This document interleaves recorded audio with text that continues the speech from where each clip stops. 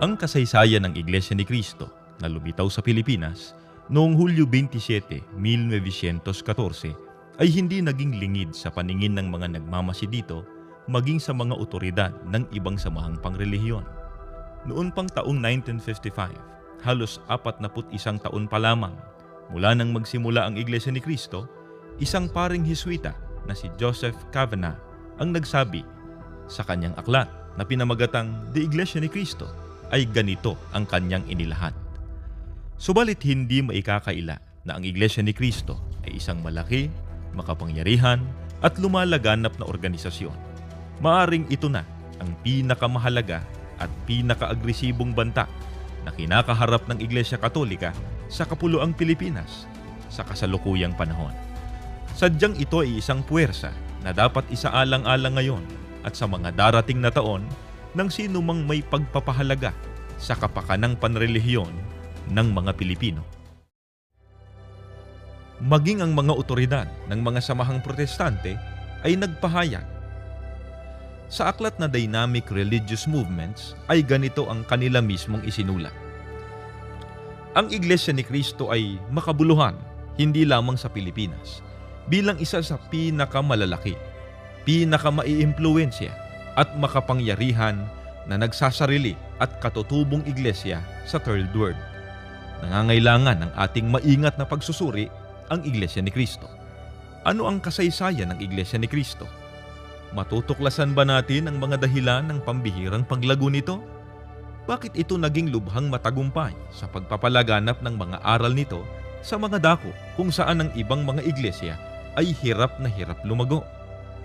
Sa website mismo ng National Historical Institute, isang sangay ng pamahalaan na may kinalaman sa mga naging bahagi ng kasaysayan sa Pilipinas, sinasabi nila ang ganitong obserbasyon ukol sa Iglesia ni Cristo. Ang Iglesia ni Cristo o Church of Christ ay kamanghamanghang patuloy na lumaki sa pamamagitan ng libu-libong tao na naaakit umanib sa iglesia. Nagsimula ito noong 1914 bilang isang hamak na relihiyon na may iilang kaanib lamang.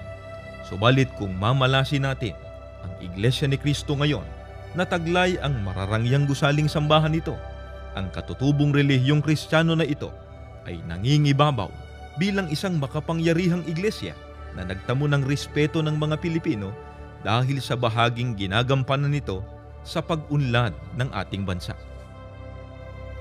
Sa isa pang aklat na pinamagatang Filipino-American Faith in Action na isinulat ni Ginoong Joaquin J. Gonzalez at inilathala ng New York University Press noong 2009 ay ganito ang kanyang pahayag. Mula sa petsa ng kanilang pagkakatatag, mahigit 100 taon pa bago nagawa ng mga iglesia protestante ng mga Amerikano na tawirin ang dagat Pasifiko at itatag ang kanilang sarili sa Pilipinas. Kabaligtaran nito ang paglaganap sa buong bansang Pilipinas ng nagsasariling Iglesia ni Cristo ay mabilis kong ihahambing sa loob lamang ng halos 5 dekada. Nakapagtatag ito ng mga formal na gawain sa Estados Unidos at sa ibang mga bansa sa buong daigdig. Sa panig ng mga kaanib sa Iglesia ni Cristo, ang lahat ng tagumpay na ito ng Iglesia na sinimulan ng sugo ng Diyos sa mga huling araw, ang kapatid na Felix Y. Manalo, 111 taon na ng nakararaan, ay nagsisilbing matitibay na patotoo na ang gawaing ito ay sa Diyos at sa Panginoong Hesukristo.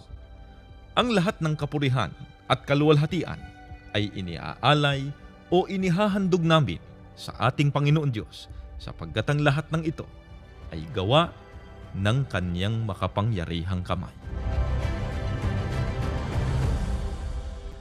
At ang kasaysayan ng Iglesia ni Cristo sa mga huling araw na ito, mula po sa kanyang payak na pagsisimula hanggang sa kasalukuyang maluwalhating kalagayan, ang mga tagumpay at patuloy pang iba yung pagtatagumpay nito sa hinaharap pa ng mga taon ay matibay po na katunayang ito lamang ang tunay na relihiyong sa Diyos at sa ating Panginoong Jesucristo.